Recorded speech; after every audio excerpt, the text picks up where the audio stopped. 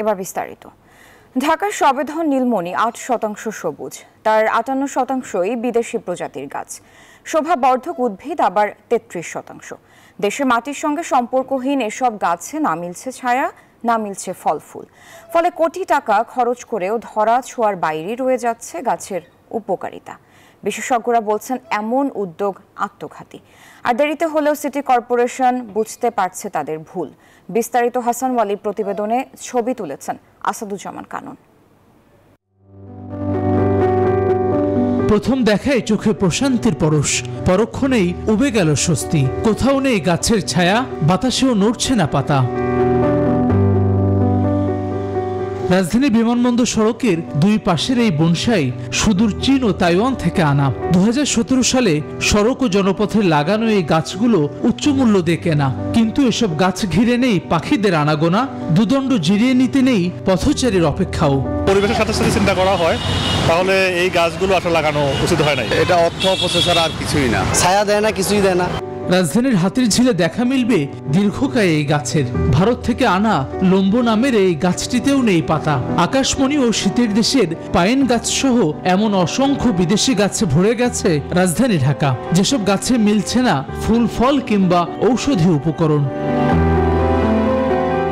একদিকে কংক্রিটের দাপটে গাছপালা উজাড়, অন্যদিকে অবৈজ্ঞানিক পন্থায় এমন ভিনদেশি গাছ রোপণ। ফলে সাদা চোখের সবুজের দেখা মিললেও নগরবাসীর স্বস্তি তো মিলছেই না, বরং দীর্ঘমেয়াদে ভারসাম্য তৈরি করছে পরিবেশের।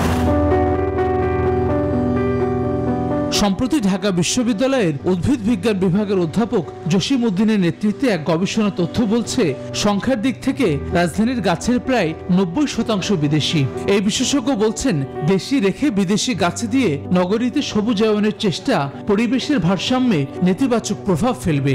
গাছটা আমাদের দেশের পশু পাখিকে সাপোর্ট করে কিনা, আমরা সেই গাছ নিয়ে যারা গবেষণা করি তারাই গাছ থেকে শেখার সুযোগ আছে কিনা, গাছটা আমাদের ন্যাচারাল হেরিটেজ এটা রক্ষা হচ্ছে কিনা। রাইট গ্রিনিং বলতে একটা কনসেপ্ট ডেভেলপ করছে, আমরা গ্রিন করব, গ্রিনটা রাইট কিনা।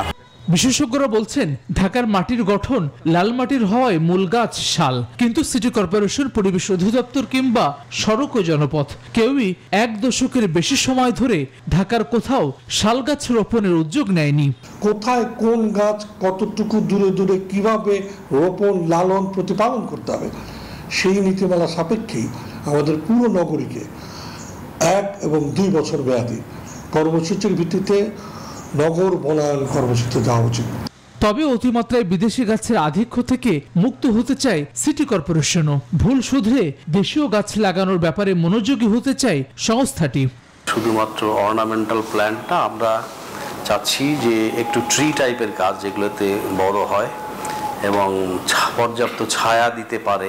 দেশীয় যে গাছ আছে মূলত সেই দেশীয় গাছ দিয়েই আমরা পরিবেশ সম্মতভাবে প্লান্টেশন করব।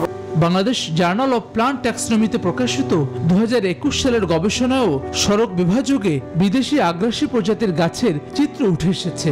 গবেষণায় যে ১৫ প্রজাতির গাছের সন্ধান পাওয়া যায় তার ৯টিই ছিল আগ্রাসী বিদেশি প্রজাতির। হাসান ওয়ালি, নিউজ 24, ঢাকা।